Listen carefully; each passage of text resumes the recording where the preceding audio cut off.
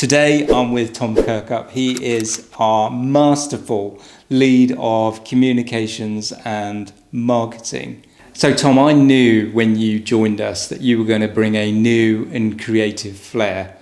I didn't know quite how creative that flair was going to be. Where on earth did you get the idea for T-Dawg from? Well, I think the T-Dawg origin story is quite an interesting one because I remember being with the team in our previous home before we moved into this fantastic new office, and we were exploring the use of AI actually, and I think I'd had some chats with you, hadn't I, about its usage, and it was early stages of us exploring this, and we were coming up with brainstorming some ideas on how we could come up with something a bit more creative and a little bit out there to support a really important message, which is around voter ID. And I said to one of my guys, Jack and Ella were in the office at the time, said, wouldn't it be hilarious if we got AI to write a rap about voter ID and Trevor did it? And we all agreed that yes, that would in fact be quite funny. So away we went. And then I think, as fortune had it, actually, you barreled through the door probably 5 minutes later. I can't remember, to talk about what, something. And I thought, well, it's now or never, isn't it? And I said to you, Trevor, what do you feel about rapping an AI-generated voter ID rap? And I think it took a little while for you to process the idea, but when it came back as an affirmative, yeah, we kind of got underway. And although it started out being AI-generated, actually the guys heavily edited it. It was pretty much an original composition by the time it came out the other side. The original genesis of the idea was around the sort of disconnect between someone in your position and your demographic rapping a message that could be considered fairly prosaic. You know, we get a lot of government communications that are essentially sort of commands, you know, do this, don't do that, just sort of try and change behaviour that way. So there's that dissonance there, I think, was a really interesting sort of play. And then a lot of guys in the team, myself as well, are massive fans of The Office, both the American and the English version. And in the American version, there's a rap called Lazy Scranton, which again is a sort of a parody of a Beastie Boys song, I think it is, isn't it? And it's frankly hilarious. And what was really interesting for us, actually, when we get on to seeing the social media discourse, is that all of our sort of source material was referenced back to us by random people. So we saw Lazy Scranton being referenced, we saw 90s hip hop being referenced, which, you know, that I do like that, and a friend of mine made the music for it. So, you know, there's lots of different elements. There's some Partridge elements in there that were mentioned. So yeah, that was the idea, the start of it, I suppose, and it was really cool seeing that played back to us. But I think another really interesting question as well is what made you say yes? So I know we had a really, you know, good pitch, I hesitate to say, but what made you do it? So I think that takes us right to the nub of the council's culture. And I think it was Steve Jobs who said, you don't hire great people so you can tell them what to do. And was there a conflicting balance in my head when you first came up with the model? Absolutely there was. Absolutely there was. And the confliction was around actually the very reasons you cite for wanting to do it. It wouldn't be normal for a chief exec or somebody who was acting as a returning officer in an election to do a rap. It's not something I was really familiar with or certainly had ever done before in my life. But I'd got some people who I absolutely trusted to be at the top of their game in terms of creativity, but more than that, who had the reputation of Broadland Council and South Norfolk Council in their custody and care, and also had my reputation in their custody and care. That high level of trust is something I think that inculcates the way we work across the board. And it wasn't for me to say, actually, no, we can't possibly do that. Rather, what I wanted to do and what we did do was step by step experiment and see to grow confidence. So the initial decision was, well, okay, let's see where we go with this. And actually the quality of the product, not the rap, the quality of the product was such that, okay, we can do something with this. with a primary objective of, and to use a phrase I learnt whilst we were doing it, to get cut through with the message.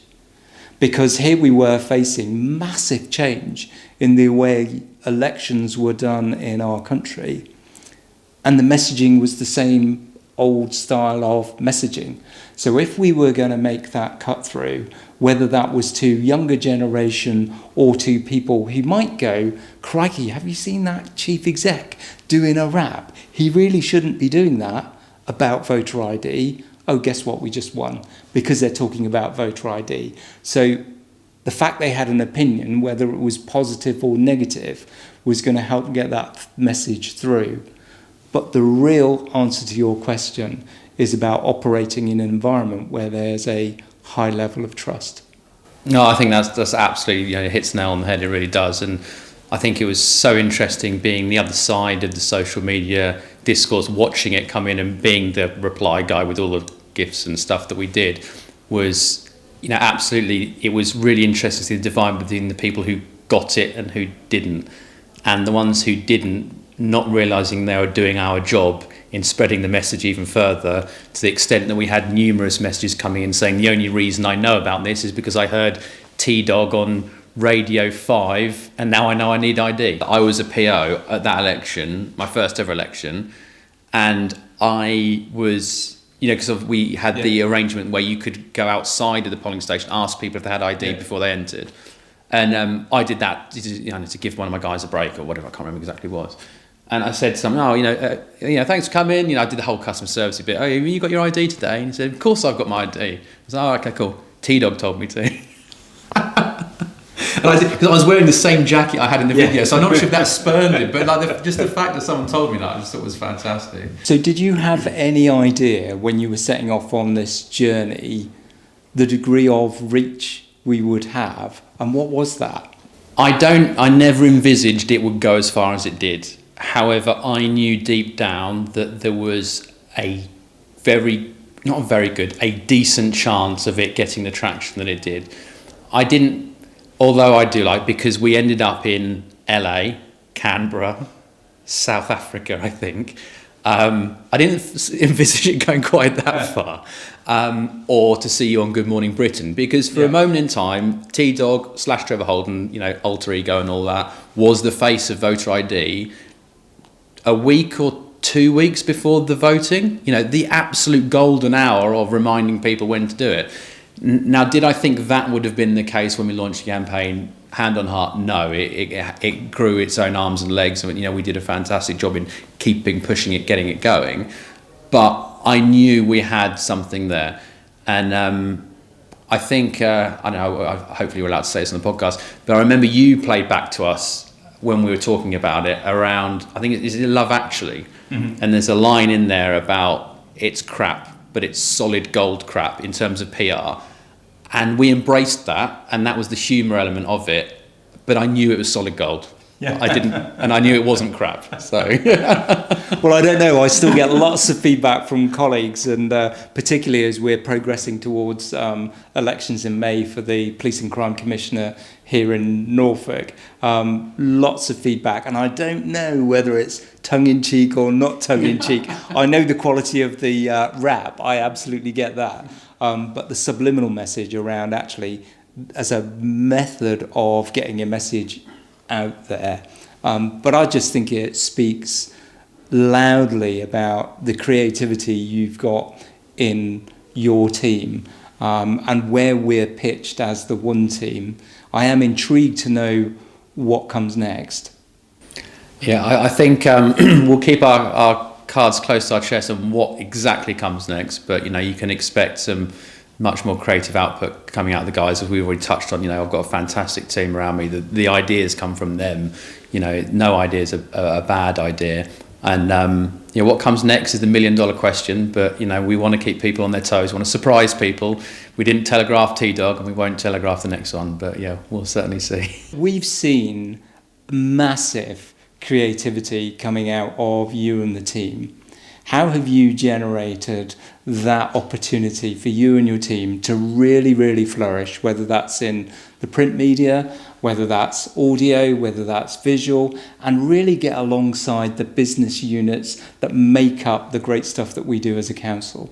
Yeah, so I think that was really my main challenge when I came in, and it was a challenge that's handed down to me, from you guys, was how do we unleash the creativity? What can we do to do that? And it's not me, it's the team. The creativity comes from all the guys around me, and I think it was just around fostering a similar sense of empowerment with the team, that I would always back their decisions as long as I was part of the process and bought into myself, and all that good stuff. That we didn't need to stick to what was perceived to be what local government comms teams did.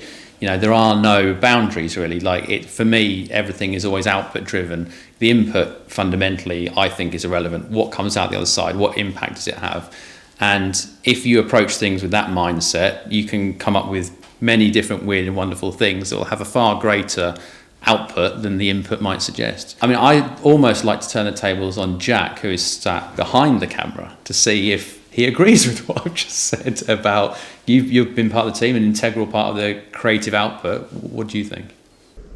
I mean, I would agree with that. I think we've got a culture, probably council-wide, but particularly in our team, that no idea is a bad idea, and you can bring anything forward and it will be discussed, and we will work it through, and if it works and it's creative and innovative, it's probably going to go ahead. And I think as long as it ties in what we're trying to do strategically, we've got a very good sense in the team that we can almost do anything. So that's really, really good. And these podcasts are really about putting the message out there in terms of not just what we do, but how we do it. If you were providing advice to anyone else in the organisation, that route to empowerment, what would your advice be? Yeah, I think Jack hit the nail on the head. I think, it's a bit cliche, but no idea is a bad idea, and everything is open for discussion.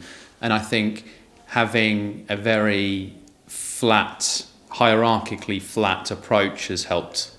I've never been, personally, I've always felt that I thrive in organisations where you do feel everyone is on the same level, and I feel the same here. I alluded to earlier, you always said my door is always open, to the chief exec. Same for me and my team, although I don't, have an office or anything, but it's the same sort of approach that everyone, it doesn't matter how many layers of management you have or you don't have, fundamentally, everyone is on the same level playing field. No idea is a bad idea, and the great ideas can come from anywhere at any time from anyone, and that we should treat all of those types of things with the same level of constructive scrutiny, but creativity and approach irregardless of where they originate. I think it's about letting people show their personality as well. In some organisations, some corporate structures, you have to put your work face on when you go to work. It's like you put your, I don't wear shirts like this all the time, but put your shirt on, put your work face on, go to work. Whereas, I think with me and my guys, my team, and I think with the wider council as well, you don't have to do that here. You be yourself, you bring your own ideas to the table. Everyone's got their own strengths, everyone's got their own weaknesses, and that's fine. But together as one whole, we are much stronger for that diversity and that inclusion. So you said earlier you joined us from the commercial sector, and I remember the interview where you were quite clear, I know not very much about local government, but I'm good at my trade.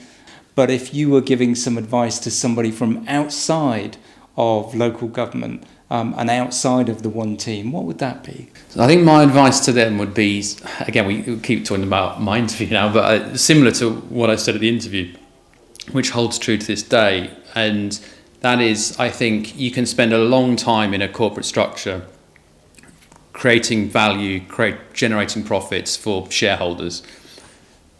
That is, to my mind, a relatively inequitable arrangement. There's a pyramid there where a majority heads towards the top. But this organisation, local government especially, we're here for our residents, we're here for our communities, and that to me is what's important. And if that is important to this hypothetical person, then this is the place to be. This is where what you do on a daily basis makes real differences to real people's lives outside of these four walls. And to me, that's a much more inspirational thing to be doing every day than, the flip side, which is where I was previously. No, that's really good. Tom, that's been a fantastic interview and a great podcast. There we have it. Another council culture podcast in the can. Thanks very much, Tom, for participating. No album release or tour announced, but we know there's more creativity to come as part of the One Team and also as part of the One Team Council Culture podcast. But for now, thank you very much for watching.